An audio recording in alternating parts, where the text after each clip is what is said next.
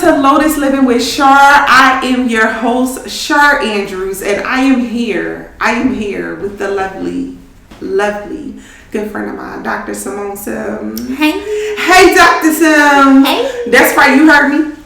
Dr. Sims. Did you hear me? Dr. Sims. Let's get that right, okay? Because I remember when Dr. Sims wasn't Dr. Sims. Right. Okay, so she done come a long way, and I like to celebrate Black excellence, which technically goes into our first segment of the show called Talk Your Shit. I may have introduced Dr. Sims, but nobody can introduce you like you can introduce you. So by all means, tell the people, who is Dr. Simone Sims? All right. Well, hi everybody. As Shar mentioned, I like to go by Dr. Simone. Oh, here we go. Yeah, Dr. Simone. Correct me. Dr. Simone Sims Riley, if anybody's looking for me. So right now I am a postdoctoral fellow at the CBT Center for Anxiety and OCD. So gaining a specialization in OCD and a variety of anxiety disorders. I specialize in misophonia as well, which is sound sensitivity, which is a type of anxiety disorder. I also volunteer for Black Men Heal. That's how I met the beautiful and wonderful Shar. I've been volunteering with them since 2017, 2018. Yep. And yeah, just out here living the dream, trying to do a bunch of things that I wasn't able to do when I was a student. Now I'm not a student. I can do all the things. Yeah, that's pretty much it. All right. You have to celebrate yourself. Yep. And I mean, trust me, I know. You gotta celebrate yourself. You gotta talk your shit about it, because I could just imagine, going through a program like that, but then still having to work and still volunteering, still committing yourself to your community. Then dealing with your own shit, then dealing with everybody else's shit. I mean, it goes on and on and on and on. But you was done. You got done. It's done. What an accomplishment. I think that's amazing, and I definitely admire that. Here at Lotus Living, we like to start the show off high, and we're all about wellness, the 8 dimensions of wellness. We talk about it all the time. We focus on it. And I like to get info about people's wellness experiences. Has there been a wellness experience that you've had, in the last couple weeks, last couple months, or, recently that, really was like, yeah, I like that? So many. So right now I'm trying to do a little detox and cleanse for the next 2 months of not eating sugar. Okay. So I can just regulate my body again. And quite honestly, since graduating, I would say that I've been on a wellness journey, like I said, of just being able to do all the things that I could not do because I was in school. So traveling, not that I stopped traveling while I was in school, but I'm gonna do more traveling. Right. And just enjoying the things that I want to enjoy. Resting is a huge one, because during that 5-year program, that 5 years, rest was not a thing. Like you said, doing the program, doing 2 practicums at one time, and planning weddings and getting married and dealing with everybody else's stuff. It was a lot. Doing a dissertation, there was no such thing as rest for 5 years. And so now I'm finally at the point where I can just go to work and have nothing else to do. Yeah. And if I want to sleep, I can sleep. If I want to spend the day laying down because I don't have nothing to do except one meeting, I'm going to spend the day laying down and go to my meeting and then go lay back down. That's the most beautiful thing I love about what I do. Is I can go lay back down and be like, all right, I ain't got no meeting till 12. I ain't got to get up. And just in being able to enjoy what I do too. I really enjoy being a psychologist. I really enjoy doing therapy. As stressful as it can be at times, I I take pride in knowing that like the people that I'm working with are getting something out of this. This is an experience that they haven't had before, and if they, you know, enjoy it as much as they say that they do, when they go and seek therapy elsewhere at a later point in life, like they'll remember this experience as being something positive, and being something that helped them, and that just adds to my wellness because it's very fulfilling. Because doing therapy could be draining sometimes. Yes. You're like, I ain't making no difference in nobody's life. Like I feel like we're stuck. And with the work that I do with anxiety, even though like people can get stuck, especially with OCD, severe OCD, like people get stuck. But at the same time, when you see the progress and you see it happening so rapidly, it's so fulfilling. And that just continues to fill my cup that like people are getting well. And now I feel good about the fact that you're getting well. And it makes me feel well. So yeah, that's just pretty much what I'm on right now in terms of wellness. Okay. Balance. Yes. That's what it sounds like to me. Yes, because I'm a work, but I'm having some fun along with it. Let me tell you something. Can I tell you something? Because they usually get me on this piece of balance because my life lacks balance. But let me tell you, Shar don't do nothing. She gonna turn up. I'm gonna find a way. I'm gonna find a reason. I may work to death, but I'm gonna turn up. Listen. Point blank period. You gonna do something? Okay. Listen. So your expertise, anxiety, OCD, for those who are just tuning in and not sure what OCD is, the industry of psychology has a lot of acronyms. We use a lot of short terms. In the human services field in general, actually, the medical field, we use a lot of those. OCD is obsessive-compulsive disorder. That's what it means. I'm not going to talk too much about that, but want to lean into that for a second because I've wondered, what is the prevalence of OCD, particularly with African Americans? That's a great question, and I wish I knew because I haven't looked into it. However, I am very much interested in eventually like starting a group for Black people, especially Black women with anxiety and with OCD, because I feel like for us it's something that like nobody knows about, or like when they hear about OCD, what they're thinking is like, oh, you don't want to get dirty, so you don't touch stuff and you wash your hands all day long.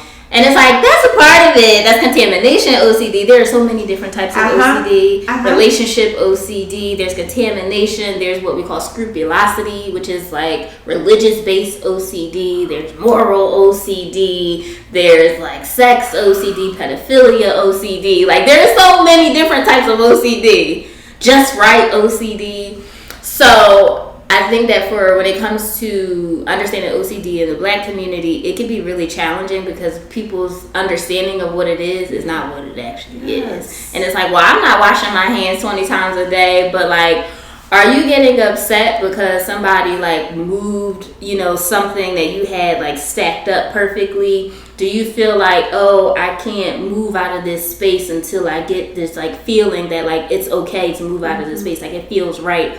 Or what we call pure OCD, which is just obsessions. So it's like all day long you're thinking about like the worst possible case scenario. You can't get that out of your mind, and you can't do anything until you get the thought out of your mind, because that thought could be attached to whatever it is you do. For instance, if I have the thought like while I'm cooking food, my favorite food, spaghetti, I have the thought that like, oh man, my mom's gonna die tomorrow.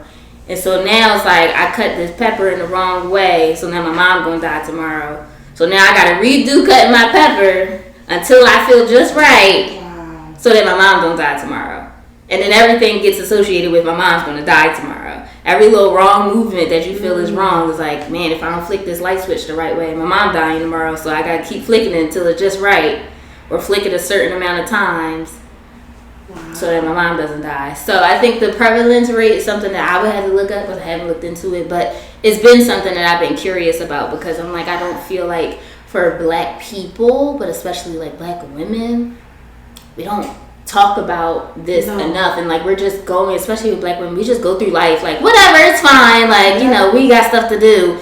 when you're really struggling. Like I've had a few Black women that I've worked with in this practice, and one of them had a thing where like she had some OCD about her hair length. And like that was attached to like harm coming to her or her daughter. So she would like keep cutting her hair, and she already had short hair. So it's like you keep compulsively cutting your hair because you're trying to avoid the obsessions. And like you're messing up your hair now. And like for Black women, our hair is very important to us, especially when it's short, because when it's short you can't do but too much. Like, and so how do we work with like separating the fact, what we call thought diffusion, and acceptance and commitment therapy. We try to work to like separate the obsessions from the compulsive behaviors, because none of it makes any sense. None of it is logical at all. And it's just like, I don't understand why I'm doing this. And then we just learn how we got here, and then how to separate the two and live with uncertainty, because that's really the basis of OCD. Is like you want to be 100% certain about everything, and you can't. Only thing certain in this life is death. That's it. So I tell all my clients, I'll be like, only thing that I can guarantee you 100% is that you're not going to be here one day. That's it. Everything else is up to chance, and you got to be comfortable with the fact that things are up to chance. Can I just say I was fooled, because who knew there was 15 different OCD? Because I surely didn't know that. I differentiated between, you know, the compulsivity, so to speak, of wanting to be clean, as well as just sometimes the overt thoughts, the compulsive thoughts, not necessarily associated with cleaning, but that people can be, you know, obsessed with thoughts. So I had that, but had no idea of the diversity in OCD. And I think I know that's something we should be talking about. People don't know if they don't know. Who's talking about this? Nobody. We are at Lotus Living, though. This is where you heard it first. If you didn't know, it's more to OCD than feeling dirty. Having to wash your hands. I do know OCD is very ritualistic also. You know, in order to satisfy the compulsion of doing something, somebody has to do that ritual for satisfaction of kind of resolving whatever that. So they're resolving the distress. So I'm going to walk you through the OCD cycle real fast. This is my favorite little picture to show. So we have intrusive thoughts, our obsessions, right? So that could be memories, it could be images, it could be the impulse to do something, it could be the urge to do something, or it could just be a physical sensation, right? So then what happens is when we have that intrusive thought, there's a meaning that we've attached to it. So again, I have the thought that like, my mom gonna die, right? Obviously, I don't want my mom to die. She's very important to me. I love her. That causes me distress. That causes me anxiety, frustration, whatever distress feeling you have. Then you engage in the compulsion. So I'm going to cut this pepper as many times until I feel just right. That's an overt behavior, overt compulsion. Then we have mental rituals. So that could be praying. That could be counting to a certain number in your head. It could be repeating the same phrase, even if it's nonsensical, which means like it makes no sense, until you feel just right or until that OCD is satisfied. And then once you do your compulsions, and reassurance seeking too, so like asking people the same question over and over and over again in different ways. When you do reassurance seeking, you get real tricky, because you can ask the same question but in a different way, and somebody that doesn't know is like, didn't I just answer that? But like, maybe I didn't. So those are all the ways that we can be engaging in compulsions, and then the compulsions are going to be negatively reinforced because it takes away the distress. It makes us feel a little bit better in the meantime and in between time until we have another obsession. And you just get stuck in that cycle over and over again. So my job is to cut you off at the compulsions and not do the compulsions. So we're going to create the obsessions, and we're going to create what we call exposure response prevention therapy. We are exposing you to the things that cause you distress and not responding with the compulsion, just sitting with the uncertainty, whatever feeling that you have, to learn that like your anxiety is going to go up, but it's also going to go down. Whatever goes up is going to come down. So you got to let it happen naturally, so that you learn, oh wow, well, the thing that I thought was going to happen didn't even happen. And then eventually, the more that you do it and the more that you learn, you're like, oh, okay, I can go with my life, and like, you know, and learning that thoughts happen all day long. We all have these like weird thoughts, like, oh, if I crash my car into this bridge, you know, or if I, just trip this kid. I was just telling one of my clients that today. I'm like, I have the thought all the time. I'm like, I wonder what would happen if I just trip this kid right now. I don't want to trip no kid. I don't want to hurt anybody, but like thoughts happen. Yeah. That's just what your mind does, and just the difference between somebody with OCD and without OCD is getting caught up in that. People with OCD get very caught up in their thoughts, and it's like, I'm trying to do something to reduce the distress, and it's like, just let it go. That is like really intriguing to me. It's intriguing because I have this obsession with hoarders.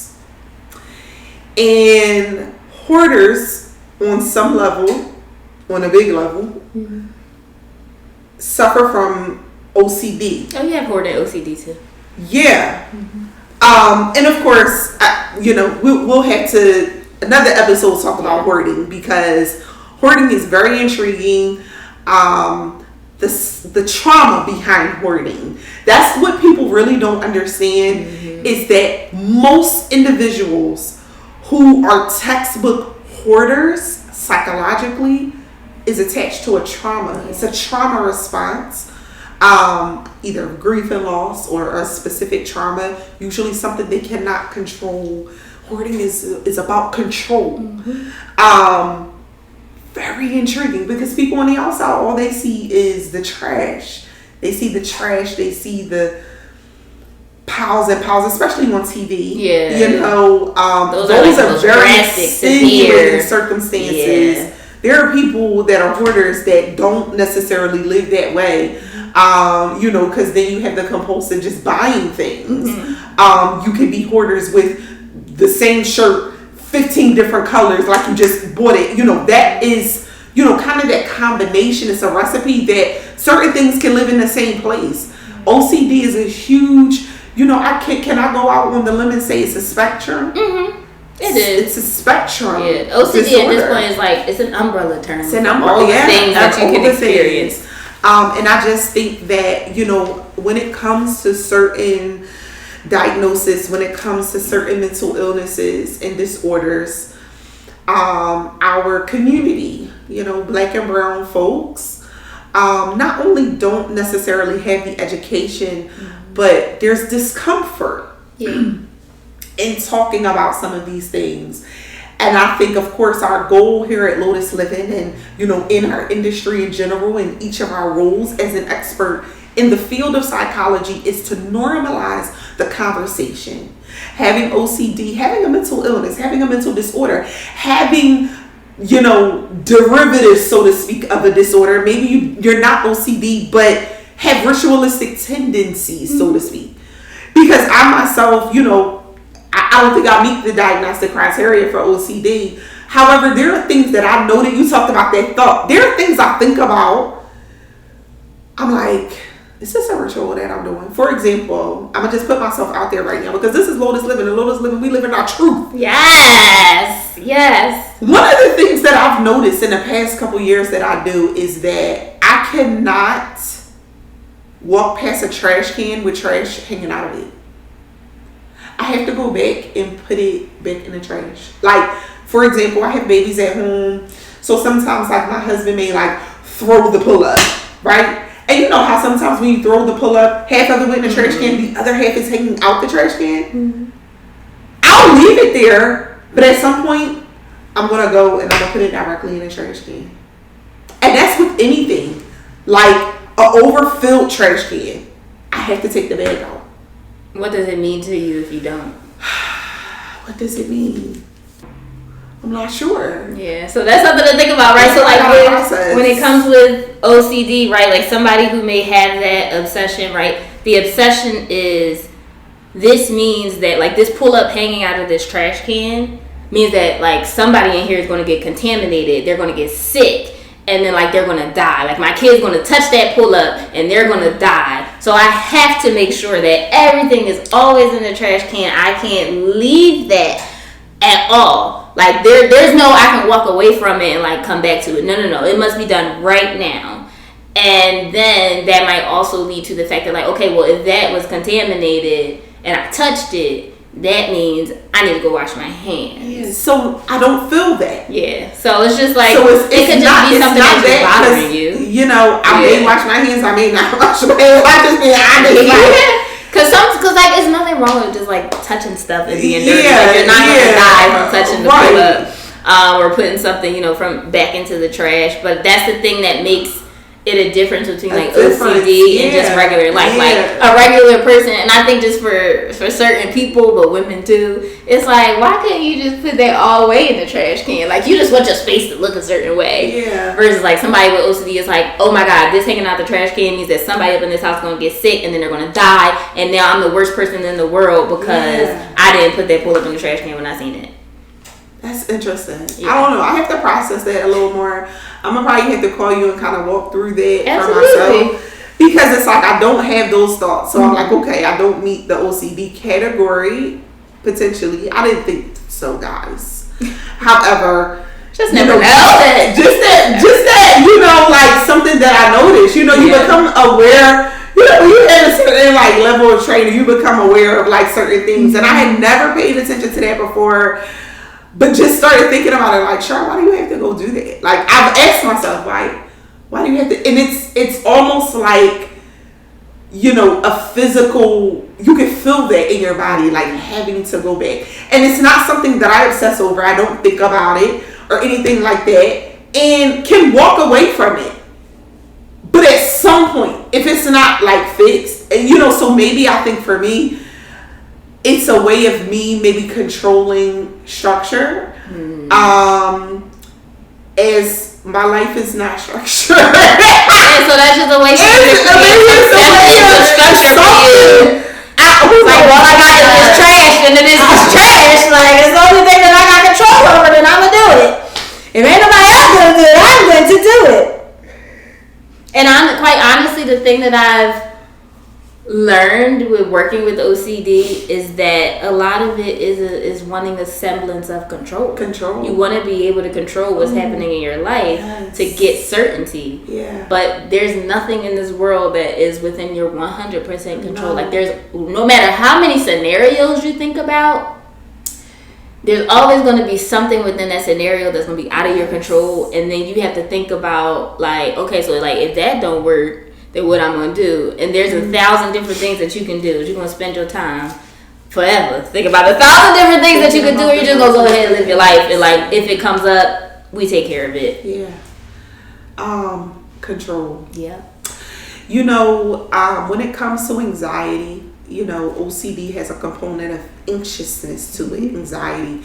At the Lotus Bowl Counseling Services and Wellness Retreat, which is my private practice, we treat the most prevalent mental health concerns is depression and anxiety. They almost work in tandem. Yeah. They influence each other. Actually, the number one mental illness in this country, the United States of America, is anxiety. Actually, number one. Okay.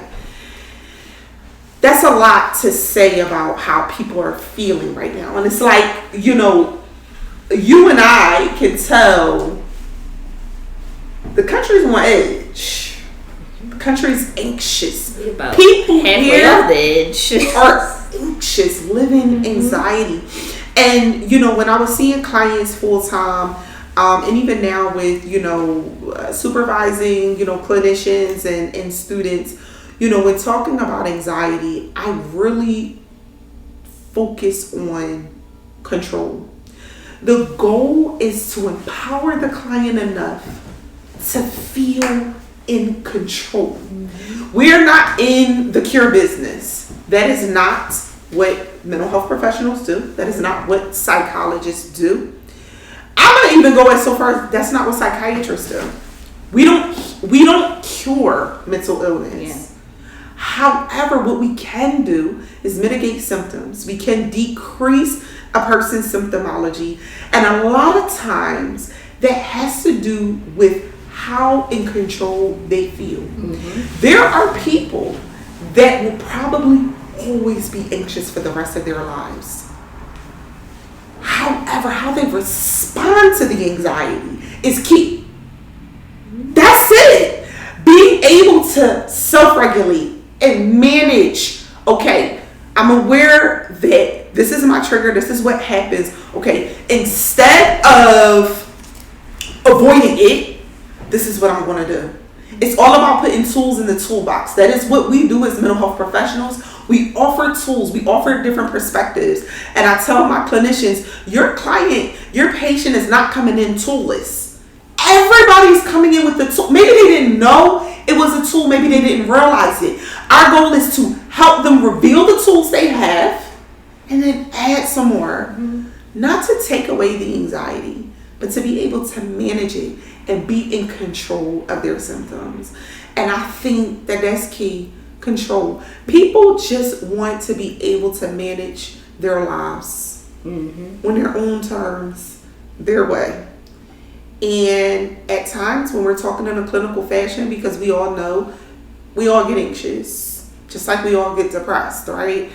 However, there's a difference between a person having, anxiety, day-to-day stress, and, having the blues here and again, and clinical depression and clinical anxiety, when it really disrupts your daily functioning. Yep. So where it's very difficult for you to complete a task, to focus, to go to work, right? To live. To take care of yourself. To take care of yourself. That's when there's issues and disruption enough that a professional may need to be involved to help support you and to support the people in your life. I think that, that is a perfect segue really into one of the things that we don't talk about enough. Crisis. Mental health crisis. Right? The mental and emotional dimension is what we're going to focus on today. Dr. Simone has a lot of experience with crisis intervention, managing crisis situations. I myself have called on Dr. Simone at times to, discuss certain things with crisis. I'm a clinical therapist, so my background is crisis involved heavily. I used to work in psychiatric hospitals, so I'm very much aware. I've had to 302 individuals. I've had to call the crisis line. But I think it's something that's very intimidating to folks. Yes. Especially to people that have loved ones that are in a crisis. They really don't know how to navigate the system of crisis intervention, so to speak. How would you first, before even getting into it, how would you define a mental health crisis? A mental health crisis, I would define being in a state of mind where you are not able to help yourself. The people around you are not able to help you effectively and adaptively, and also be in a space where you're not safe for yourself or anybody else. If you're not, especially if you're not safe for yourself or anybody else, you are in a crisis situation. You are in a space where it's like no matter what anybody says or no matter what anybody does for you, there isn't a single coping skill that you can pull out of your toolbox right now that is going to actually help you. Like you need someone and something to intervene on a level that you just cannot. And the loved ones that you have in your life are just not able to do in an effective manner. Yeah. I think that sums it up well. A crisis can look different for everyone. Right? I think that's it in a general fashion because it's very layered. Psychiatric crisis, mental health crisis is layered, right? Because what that can manifest as or what that can look like, that can look like somebody isolating, that can look like not taking care of your ADLs, which we would consider activities of daily living. So you're not showering anymore, you're not, going to work, you're consistently calling out or not calling at all, right? In the most, that's, I'm going to consider crisis to be a spectrum also, right? There are a lot of signs to a crisis happening. Let's call that on the low end. On the very high end, so what Dr. Simone alludes to is the safety part, right? Suicide, having thoughts of suicide, having a plan, homicide, right? There's something we do suicide risk assessments and we do homicide risk assessments where individuals say, and suicidal ideations are very common. Do understand this is a whole nother topic in suicide, which we will talk about, right? Because this is lotus living, and I think that it's important for us to educate ourselves and each other on these things when they come up so that we can be better prepared. Suicidal ideations are very common. Everyone who has thoughts of suicide is not suicidal. Right. Those are two totally different things. Usually a person who is considered to be suicidal usually has kind of thought through a plan, maybe have the means, maybe not the excess. There are levels to suicidality, right? You got low, you got medium, you got high. The thing about mental health is what we realize is that there's no cookie cutter. There's no black and white. Mental health is very gray. It's very fluid. And unfortunately, we're not going to always have the concrete answers, right? The fact that I just sat here and said suicidal ideation is common. However, there are layers to it. There's a low, medium, high. That sounds like a fluid situation. And it's an imperfect area. However, there are individuals who reach certain crisis levels that really require, I think anytime a person is in a crisis, whatever that crisis is for them, intervention needs to be put in place. Let me say that. However, different levels of intervention needs to be put in place depending on where a person is on their spectrum of a crisis. How do you approach assessment for a crisis? Assessing the severity and urgency that needs to be placed when a crisis is occurring. So it's different from the last year of assessing to what it is now. So I did my internship at Geisinger Medical Center, a hospital in Danville. And so in the therapy department or psychology department, they give everybody a Columbia.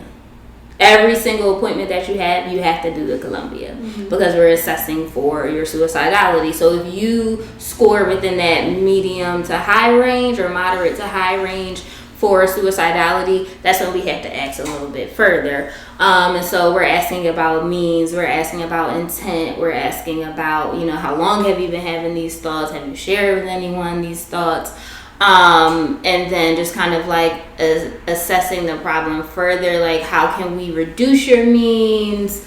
Can we call on like your support system? Is that your parents? Is that, your partner, a sibling, a neighbor to take whatever it is that you're going to, you were going to plan to use. And then depending on whether or not somebody is willing to or not, give up their means, then we just kind of like have to talk with them. We safety plan with them. We talked about safety planning before. And so with the safety plan, that's just us identifying things like what are your triggers to your suicidal ideation, right? Like how do you know that things are getting this bad that you are considering not being here anymore?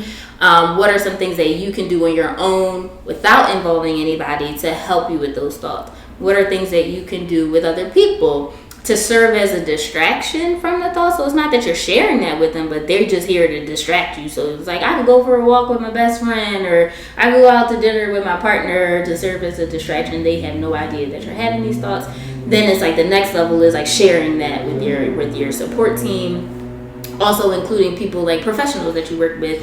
It could be the crisis line, it could be a warm line, it could be your therapist or psychiatrist, whoever it is that you're working with. It could be a teacher, whoever it is that you want it to be. Right. We can put that on your safety plan. And then also talking about reasons to live.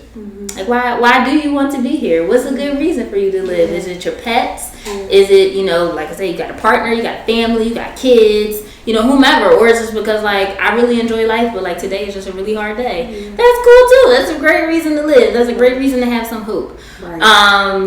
Now it's just a matter of asking within the intake, like your history of suicidal ideation, suicidal attempts, and also self-injurious behaviors. Because self-injurious behaviors is in a way like it doesn't mean that you want to kill yourself, but like that's a step towards taking that next step or that final step. So just like inquiring about their history and what's happening currently. And if they're having any of those thoughts currently, I just, safety plan with them. I really like to, because whenever I start with somebody in an intake, I do an introduction about who I am, what I do. And I share with them the confidentiality and its limits. Suicidality is the first limit in confidentiality. So it's like, if you share that, like, that's something that I have to break confidentiality for. But then I give the information that, like, please don't get alarmed and think if you share this, I'm immediately calling 911 and you're going to the hospital whether you want or not. That's not how that works. It's not how it should work. If somebody does that to you, don't let them. Please say do not let them. That is not how this works. You are not immediately 302 unless you are like wielding a weapon in the room and you're like, I want to do it right now. Like, nobody should be getting 302 that fast. Correct. What is happening is if you share that information, just like the things that I talk about, right? Like, it's a conversation. Yeah. We're talking about, like, what is it that triggered you to get to this point? How did we get here? What happened, right?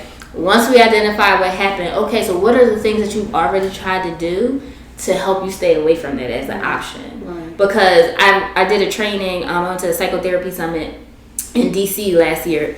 Very fabulous therapy summit. Very wonderful. And they had a talk on suicidality, and she was saying that, like, think about suicide as just an option on the table. Mm-hmm.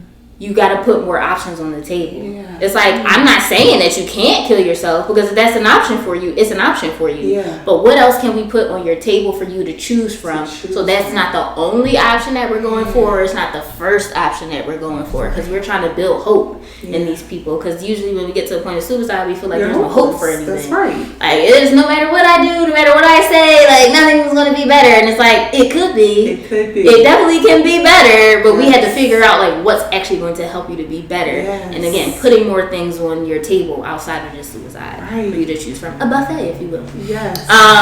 And so just like having conversations, and again, explaining the safety plan, showing them what a safety plan looks like. And if we need to create one in that moment, we create one in that moment. And just, you know, I don't contract for safety because it's not useful. Yeah. It's really just for us, but it really don't help, because like they can say what people say whatever and go do. Like, there have been a lot of clients who have contracted for safety, and then they're like, yeah, sure, I'm not going to do it. And then, like, after their therapy session, they go and harm themselves, or they kill themselves, or try. So, you know, just having the conversations, I think, is really, really important. We're afraid of what we don't understand. Yes. I remember, so I worked for Taz in her private practice, and I remember talking with her about something in supervision, and she said that, and that has stuck with me forever. Like, we are afraid of what we don't understand. That's right. And when we feel like we have an understanding, but it's not right, it can be really daunting and jarring. Like, oh my God, like, I'm having these thoughts, but I can't tell my therapist that I'm having these thoughts, because then they're going to send me to the hospital. Like, no, we're not. Right. Unless we really, really, really need, again, you are like wielding a weapon in the office. Okay, now we got to call somebody to help us, because like we are not the police. Like, there's only been so much talking we could do to like talk somebody down from that. But like, if you are having those thoughts, and I tell my clients this all the time, please don't be afraid to tell me that. Yeah. I would rather you tell me it, and we can get you the help that you need, versus you get to a point where like you don't have a choice but to go to the hospital, because there's so many things in between hospitalization and being in outpatient therapy. Like, there's an intensive outpatient therapy, there's partial hospitalization, where it's like both of those are like you're going to group therapy and individual therapy. IOP is like 3 to 4 hours a day for like 3 days, and partial hospitalization is like 6 hours a day for like 4 or 5 days a week. And you're going and being in groups with people that are having similar experiences, and you're doing individual therapy most of those days as well, to help you with, like you said, building the tools, right? Building the resources that you need to function in this life, and to not have that be the only option that you have. And then the goal is to get you back into individual, outpatient therapy with us. That's right. Yeah. Yeah. I understand that's a lot to process. Yeah. I said a lot, but it is a lot. It's a lot to process, right? And we're going to keep talking about this. We're going to keep talking about it. We're going to talk about it until we blue in the face. Until we can get to a place to normalize the conversation. Just to recap a couple of things to my audience who may not be mental health professionals, right? Because I hope everybody's tuning into Lotus Living here. The Columbia is a suicide screening assessment. It is one of the, I would consider, heavily used ones for suicidality. the Columbia. So when referencing that is what that is. One of the things that you talked about was self-harm, right? That's what we call non-suicidal self-injury. So if you ever hear NSSI or SIB, self-injurious behavior, right? The person doesn't necessarily intend to kill themselves. A lot of times, not all the time, a lot of people who engage in self-injurious behaviors or non-suicidal self-injury it's another control thing. They need to feel something. So these are your cutters, right? These are, the people that may burn themselves, hit themselves, pull hair.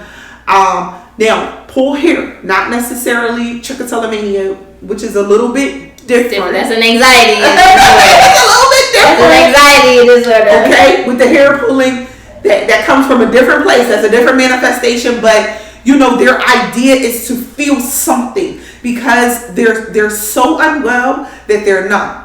And that is their only way of release. That's their only way of control, right? They don't want to die, so to speak, overall. However, of course, you could tell, self-injurious behavior, what that could look like for someone who doesn't understand that. A lot of times, when training clinicians, if they were to come across a client or a patient who engaged in self-injurious behaviors, we usually don't focus on that particularly, them cutting themselves. We don't focus on that behavior, but more so what is causing them to feel like that's an option. Yeah. Right? Because just like suicide, it's an option for you to feel. What else can we also put on your plate? I think that's an amazing way to kind of put it. And I think just to be real and genuine and validate what people are feeling. I think the fear of suicide, the fear that someone has said that and feels that way, we don't ever want to say something. And I'm not talking about we, but us as people. When we have loved ones, when we have friends, we don't want to say something that we might think would cause them to do it, right? Right. Because some people would say to you, why would you say that that's an option? I understand why you said it. I understand why it would be an option. But to someone else who's kind of looking at it, it's just like, well, death shouldn't be an option.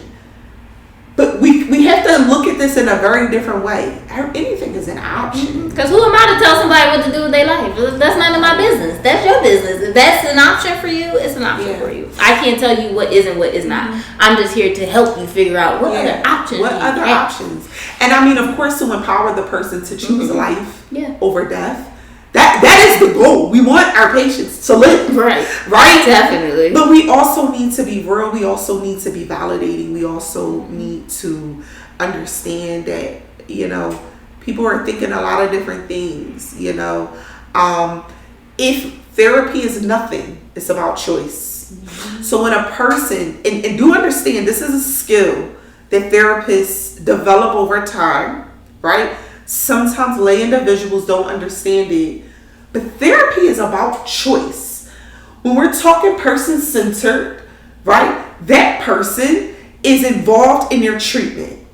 And so if we're talking suicide, we have to talk options. We have to talk choices. Our goal is to expand those options so that they can be like, oh, damn, that ain't the only thing. Okay, my daughter, my son, oh, my wife, my husband, girlfriend, boyfriend, oh, my mom, or my job. I just got this promotion. I love my job. There's so many things we can consider, and it's not just this.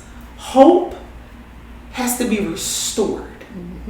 When a person has decided, and let me just say this, and this may weigh heavy on some, don't mean to be triggering here. When a person has made peace with their choice, they've made peace with their choice. Yep. That's it, right? It doesn't mean you still don't show up the way we're encouraging you to show up when a person needs you. You still call, you still check in, you still take them out to lunch, you still, whatever it is that you were going to do to demonstrate the support, You do it. You don't know their mindset. You don't know if that phone call was the phone call that was like, damn, somebody really love me, somebody really care about me.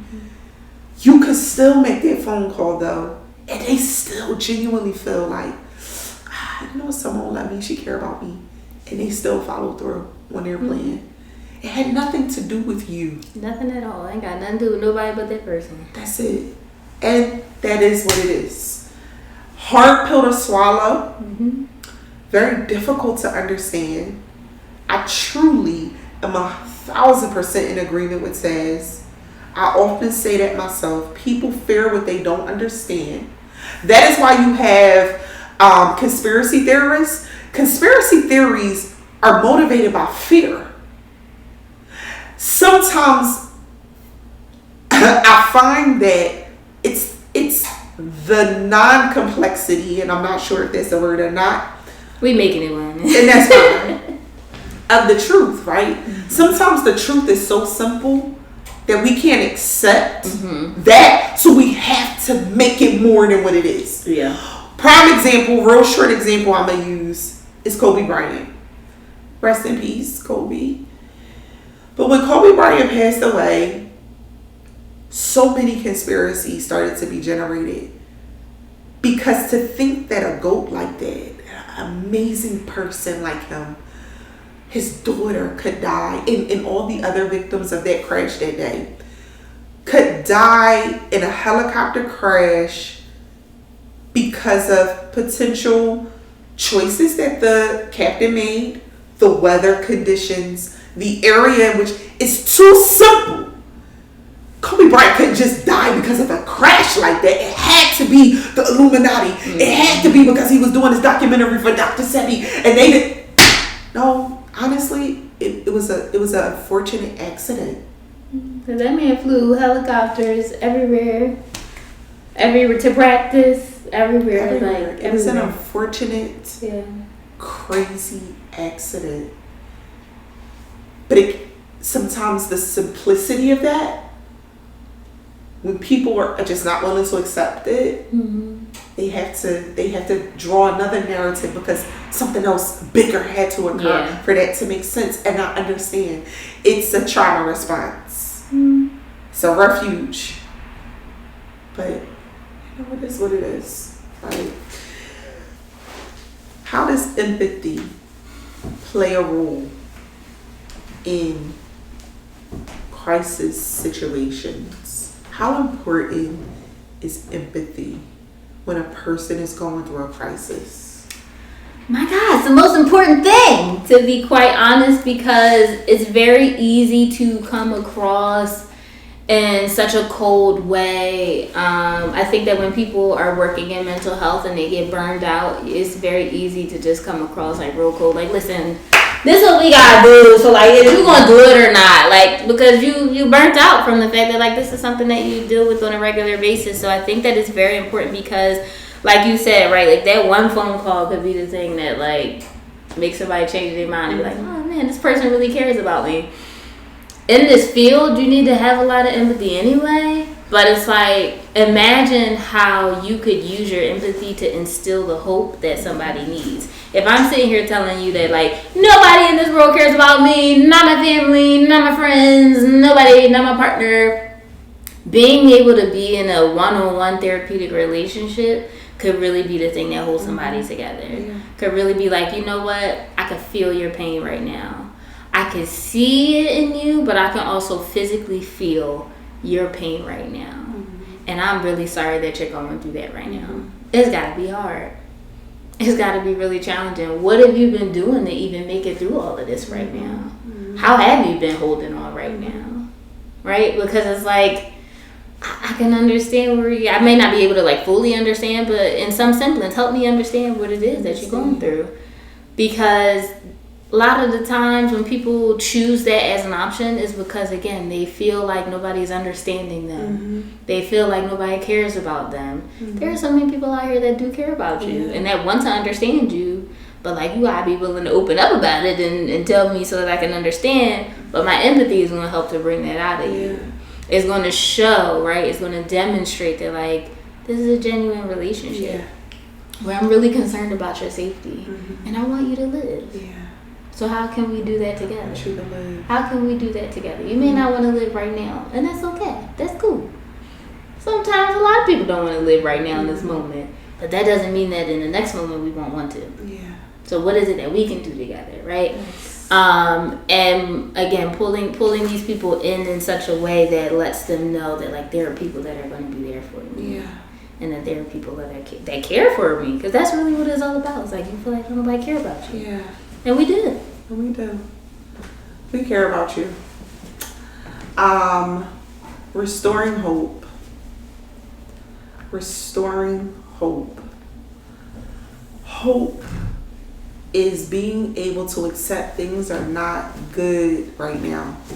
It's not where I want it to be, but it could be better.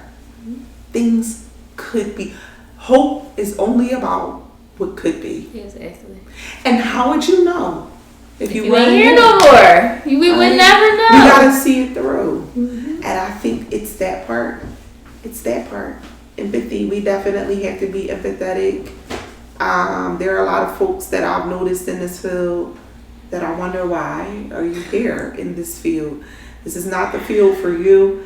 If you do not, and empathy, some would say it's something that you can teach. No, it's not. I will disagree with you. Either you got it or you don't. Seriously.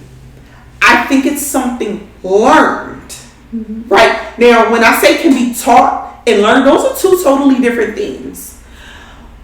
When we model empathy to small children, they learn what it looks like. Right? But I'm going to say at our age, it's very difficult we continue to model it.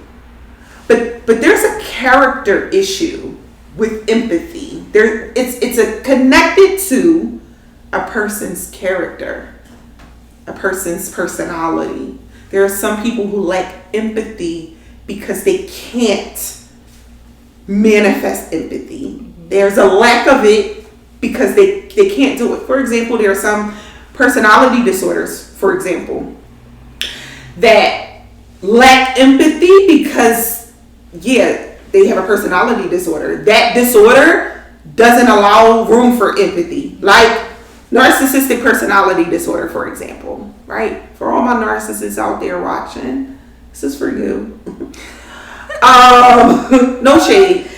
Very much shade. To some of the ones I know, very much shade. I mean, no not, shade. Not on a professional level. No shade, but shade. Yeah. There's no empathy. Nope. You will not find empathy. As a matter of fact, I want to say in the DSM, it may mention lack of empathy. I can't remember all the diagnostic criteria, but trust me, that's not one of them. So, we have to definitely have empathy for individuals. And I think, being able to say, I'm trying to understand, make me understand. I'm going to tell you what you shouldn't do, you shouldn't take control over the situation, right? And tell the person what to do and how they should feel. That's the thing you don't want to do. I think my default of support, how can I support you? Exactly. That's all you need to ask. That's all you need to say is, how can I support? What can I do in this moment to best support you? What is it that you need from me? That's it. Don't be asking, well, my friend has said that they was doing this. Did you try your coping skills? They don't need you to ask that. As a therapist, I am going to ask you, did you try your coping skills? But also, it's like, your coping skills just might not be working for you. It might not at that time. Yeah, because one of the things that you talked about earlier in the beginning was that when people come to us, they have their own coping skills, right? And we're here to give them more, to add to the toolbox. Thinking about it, as in coping skills are either adaptive or they're maladaptive. You might have some coping skills that are adaptive in a certain moment. Yeah. Like wanting to fight all the time as a coping skill in a certain moment, that is very adaptive, because there are times where there's a threat to your survival, you need to fight. Okay. But like having an argument with your boss, That's not a coping skill we want to pull out of our back pocket. We need to have something else added into it. So really considering like, are your coping skills adaptive for this moment? Mm-hmm. And if not, what is it that we can do that's going to be adaptive for what you're doing or what you're experiencing right now? Yeah. That's key. And listen, when you say, you know, how can I support you? There may be times when they don't know. Mm-hmm. Right? They might say, I don't know. And how about that's okay? What you say, it's okay. Think about it. Let me know. I want you to know that I'm here to support you in the manner you need me to support you. So when you find out, call me, text me, or I'm gonna be here. Mm-hmm. Can I just sit with you? Ask for permission. Can I sit with you then? Like, can we just sit? Sometimes it's your company, it's your energy. Sometimes that's like really all that's needed. That person has to walk through. You know, it reminds me of, I train certified peer specialists, and we watch a video in training. It's a cartoon, and one of the cartoon characters, you know, kind of falls off this cliff into this dark abyss. And she's down there in the dark, and here comes along a fox, and he looks over the cliff in this little abyss or in this dark hole and yells down to her and says, hey, like, what you doing down there? And, you know, she's like, oh, you know, no, I'm not like really feeling my best. And he's talking to her over this cliff in the abyss. Then, you know, another animal comes along trying to figure out what the fox is looking at. He looks down, sees her down there, you know, and says, hey, like, are you okay? And she's like, no, not really. I'm not feeling my best. Before you know it, he goes away. He comes back with a ladder and a flashlight. He comes down to where she is, and with the light, turns it on and sits with her for a second. Hey, it's pretty dark down here. Does this make things better? She's like, well, yeah, I can see now. Okay, well, I'm gonna sit with you for a little bit. Here's a ladder. I can sit with you for a while, but I'm gonna leave this flashlight. And whenever you're ready, here's your way out, and I'm gonna be up there waiting for you. And I think that could not have been any louder as to what our role is. Not only as a helping professional, but as a sister, as a mom, as a friend, as a stranger, as a neighbor, right? It's so much easier to talk to people over the cliff, talking down to them, talking away from them, right?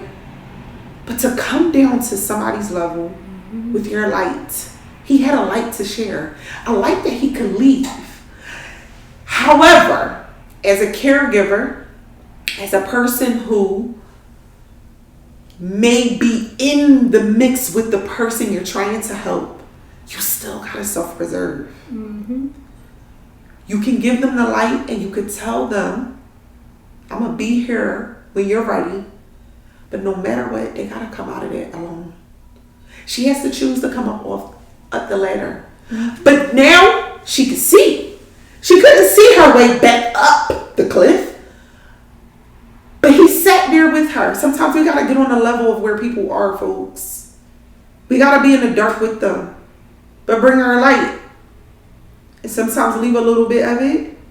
Not all of it. Yes, don't leave all of it. Don't leave all of it, because you got to get back to the ladder. Right? But we got a little bit of light. When we're filling ourselves up, when we're taking care of ourselves, we have enough light to share. Mm-hmm. That's interesting because it kind of brings me to this other segment that we do called Wellness on the Streets. Wellness in the streets. When we talk about caregivers, supporting people in crisis situations. One of the people that pop into my mind is Kanye West. A lot of times I use him as an example sometimes, and you know, I teach grad school, and when talking about certain mental illnesses, he comes up a lot. Like, people ask me questions about it. And I bring him up because, you know, when we talk about that, people don't understand. People make a lot of jokes about him. Mm-hmm. They talk about him a lot.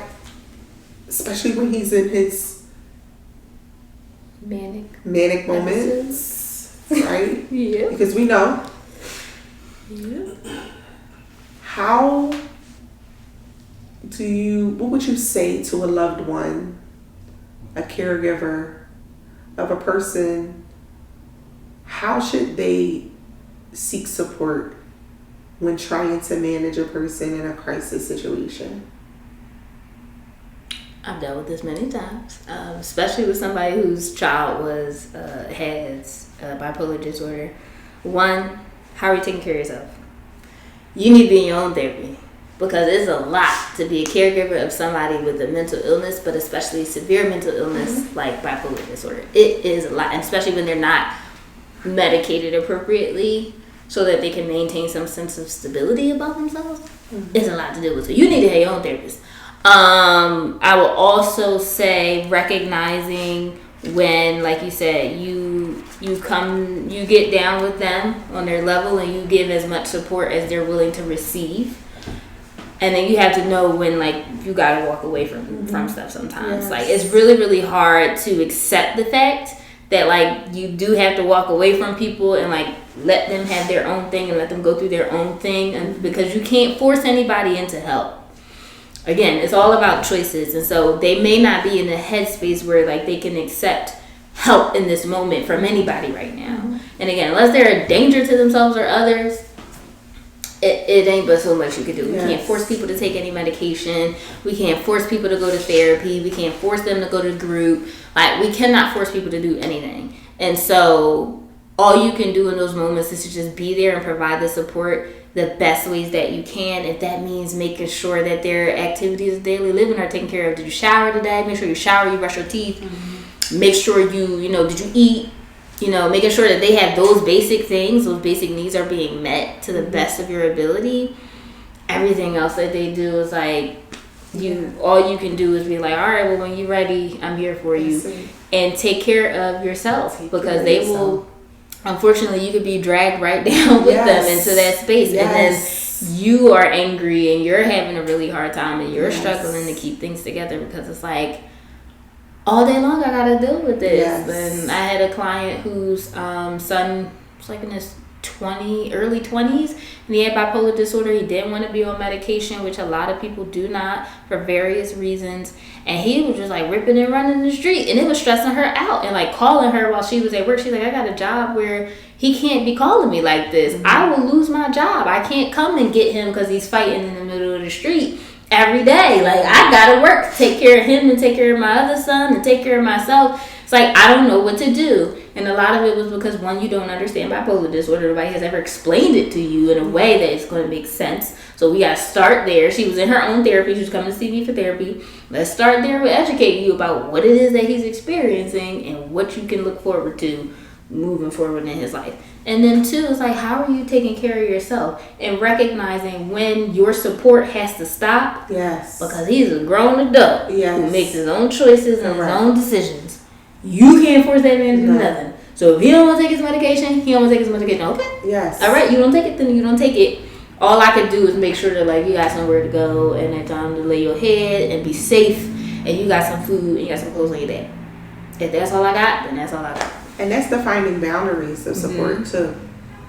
Boundaries are so important. You have to define boundaries, and this is not just for bipolar disorder. Like, this is for any issue, any mental illness.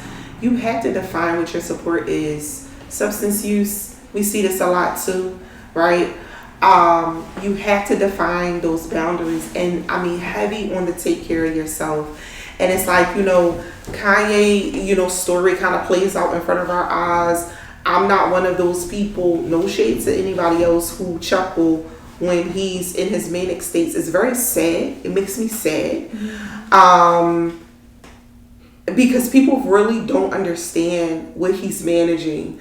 However, not a huge Kardashian fan, but don't blame her either for, like, I've done all I could do. We don't live in a house. We don't know what was going on, what was not going on. And that could have happened well before that situation. But it's just like, when thinking about or developing our own narrative, there are individuals who have to leave their marriages, have to leave their relationships because unfortunately they've met their threshold of care. And that's okay. That's okay. It happens. But I'll just say this. If you are having thoughts of wanting to kill yourself, harm yourself in any way, harm someone else, please utilize the National Prevention Hotline. All you gotta do is dial 988 from your phone, 24/7, 365 days a year, 366 in a leap year. Someone will answer. Someone will respond. I'll have a number of resources in the comments on the YouTube channel of this episode, because if you are in PA, if you're in the Philadelphia area, which is where we are, you know, there are other number of resources outside of 988. We have a crisis prevention line here. We have a warm line here. NAMI and the Lotus Well just partnered to develop a warm line for youth, you know, 12 to 18. And so there are a lot of resources locally as well. I'll leave the Lotus Well website because we will have resources for PA, Delaware, and New Jersey. You know, and our goal is to have a national directory of just wellness services and numbers that you can call. But 988 is it for the United States. Use it. Use it. Even if it's not you and you need resources, you have a loved one, you're not sure who to call 988. They're going to give you the resources you need. They're going to point you in the right direction. That's what they're supposed to do. Dr. Simone, this was amazing. This was an amazing episode. I know a little heavy one. I'm sorry, Lotus Living. I know we normally hype in here and light, and we try to make this as light as possible, but I think it's very important that we talk about this. There's so much more that we can unpack here, and we shall, because Dr. Simone already said that she was coming back. We got a little treat for y'all.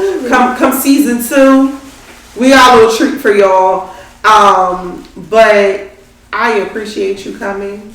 Thank you for having me. This was extremely insightful, and to thank you. Either way. I have a gift. Can I get the pink one? She done already. This is my favorite color. Yes. Thank you so much. Thank you for you just taking your time to talk to the people and to just share your space with me. I appreciate it. I can't thank you enough. Thank you so much. I had a great time, and I can't wait to come back. So yes. Lotus living, I've defined it. It is an actual definition, and Lotus living is transcending existence by intentionally creating and sustaining a well-balanced lifestyle, overcoming adversity, and contributing to the well-being of mankind while embracing the evolution of who you are meant to become. Let's live, y'all. Yes. Right? Let's live on the only way you can in this Lotus style. Okay? Yes. Alright, well, I'm sure your host, Lotus Living. Peace out. Bye.